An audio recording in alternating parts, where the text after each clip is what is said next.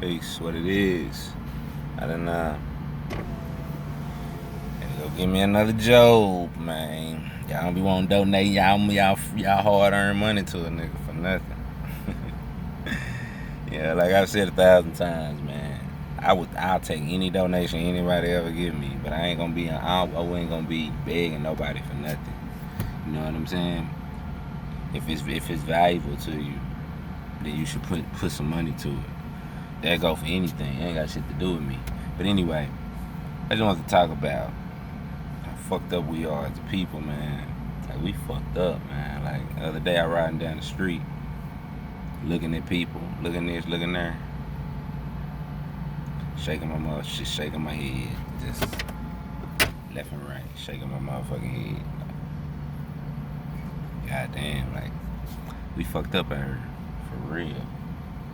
Um, I seen this young cat walking, pants were sagging.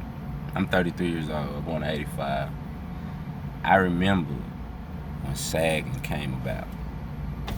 You understand what I'm saying? I remember what that shit was originally, how that shit originally went, and what it was originally tied to, and what it then got tied to now.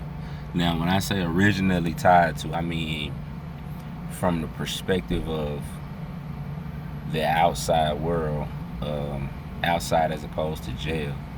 Uh, Perspective of the outside world, the youth of the outside world, young, so-called black teenagers. You know what I'm saying? We the ones who took it and ran with it. But it's traditionally, I mean not traditionally, ultimately it came from prison. You know, they give you whatever kind of clothes they gonna give your ass. They will fuck about you, and they not gonna fit you. You know what I'm saying? Everybody's shaped different, so the pants were sag, and then that became a thing for the gay niggas to announce that they gay, cause they'll be at pants showing they ass, basically. Now, when that shit first came to the hood, I'm trying to remember the year. I remember going to school in the first grade. So I was 6 years old. We're talking 1991, maybe 92, right? And I was dressed in cross colors, and I had my clothes on backwards, turned around. Remember crisscross, right? The cross colors, all the colors, red, green, yellow, and as I'm looking at it retrospectively, I see the African colorism in that.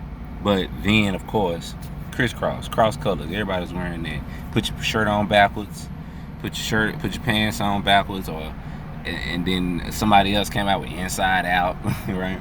But what my point in that is, we wasn't really sagging then. It was more about, you know what I'm saying? But how you wear it, you know, shit was backwards, like I say. You know what I'm saying? It wasn't necessarily about sagging. I don't remember just making my mother, of course, bought me shit that fit. You know what I mean? But I would leave my pants open in the front just so they would sag, right? Sagging for us was uh, more associated with the idea of Public Enemy. You know what I mean? NWA to us was Public Enemy, because Fight the Power was kind of, you know, it, like we liked. Okay, I was like 5. We liked it, but it wasn't like, you know what I'm saying? It was just like, oh, that's a cool song. You ain't really listening to it, especially at 5. You know what I'm saying? And but when fucking NWA came and shit, you know, niggas with an attitude, niggas was feeling that shit, because you would go to school and get treated, I ain't gonna say bad, you know what I'm saying, but you get treated a certain way because you were black, period. I was in a suburb back then, so I knew, you understand what I'm saying, the difference of how they would treat me versus how they would treat the other cats, because I was always pretty smart, and they would make me. I used to get in trouble for not showing my work on the math, because I could do it in my head, and they say, "Well, you cheating." I say, "I ain't cheating." They'll put me in a corner by myself. I still beat everybody in the class. They say they don't know how, but he cheating. It's the swear is what they did to me. So they said I had to write out all my math, and it was hard for me to explain what I could think in my head. I could see certain numbers and say, okay, 6 times 7, it's 42 or whatever. But I couldn't. But to write that shit down was kind of hard for me back in the day. But obviously, they made me learn to do it that way. You know what I mean? And I learned from Dr. Phil Valentine that curves your genius. You know what I mean? Writing shit down curves your, if you can calculate certain things in your head, when you start to write it down, and in the English language in general, it dumbs you down, essentially. But anyway, my point was this. We gravitated towards the NWA, the thug shit, because of how we was getting treated like we was different than them. So we used to be like, fuck you, we gon' be different.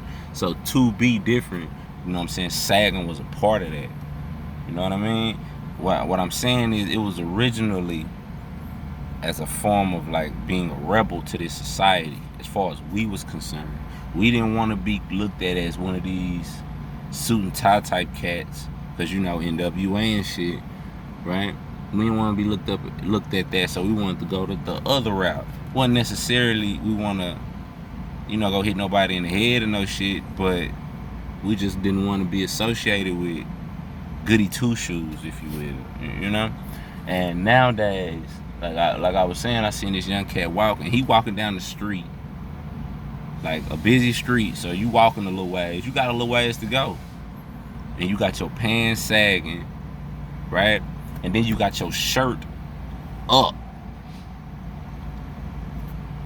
Like, I mean, back in the day when I used to sag my pants, it was never to show my ass deliberately. It was on some, I'm a thug, I don't give a fuck what you think about me type shit. It was on that level, more, like I say, more of a rebelistic mind state, as opposed to, conforming. Now it's like, you ain't cool, or you can't be over here in the hood or whatever if your pants ain't sagging type shit. You understand what I'm saying? And like, my point is that it seems like consciously these niggas is trying to show their ass on and obviously they ain't all gay in the bitch. It's just like they think that shit's cool. And all that just to say how corrupt this fucking world is, man. That y'all know they trying to make pedophilia a sexual preference. Y'all know that? Do y'all know that? This LGBT shit. Y'all crazy. Oh, man. This world is fucking crazy, man. So anyway, my point was just that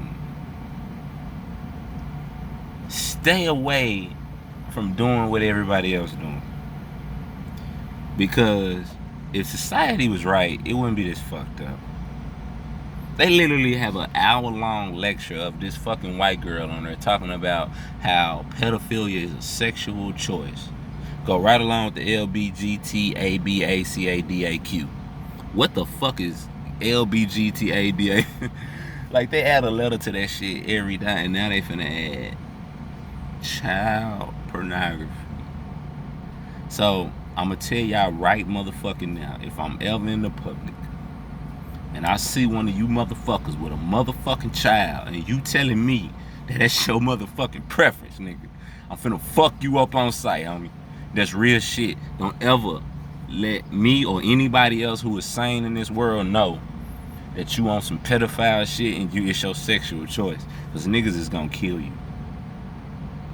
Anybody with children is going to kill you. This ain't no black thing.